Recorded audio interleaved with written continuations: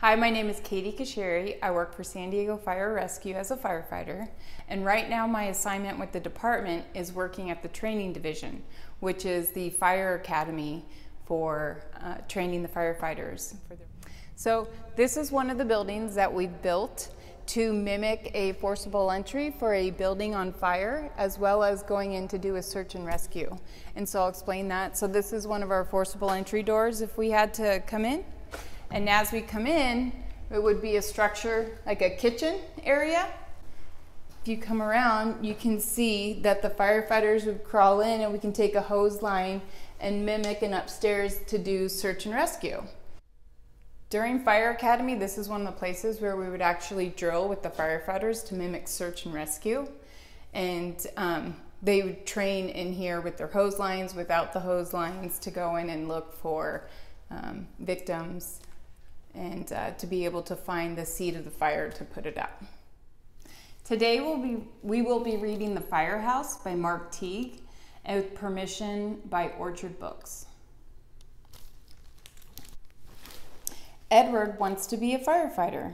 One day he and Judy visit a firehouse. Edward tries on a shiny red fire helmet. Miss Speckle, the fire chief, shows them around. First, you can help wash the fire truck, she says. Later, we will have a practice fire drill. Everyone helps. A clean fire engine is a happy fire engine, says a firefighter. Edward climbs into the driver's seat and he steers to the right and he steers to the left. There's Edward driving, and that is true. Everyone does help wash the fire engine. Many hands make little work. This is where we live, says a firefighter. So they have the bunks and they actually have a kitchen, and that's everything we do have in the firehouse. We have refrigerators, and we have to grocery shop, and we cook together when we make our meals. Suddenly, the alarm rings. This is a fire drill, calls the fire chief, and the firefighters spring into action. So the firefighters are getting in their boots and their turnouts, and we do that, and we actually drill and train, and firefighters have a minute to get into their turnouts. Everybody hurries down the fire pole. Hang on, Edward, says a firefighter calls, and the fire engine speeds away.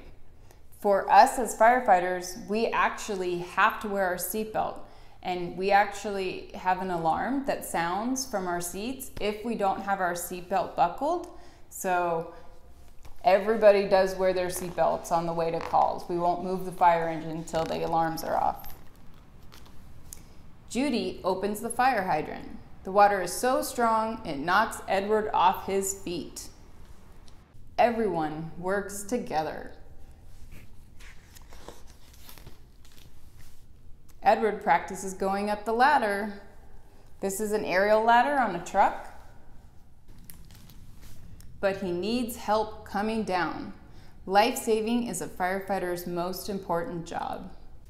They return to the firehouse after lunch. The alarm rings again. This time, it is a real emergency.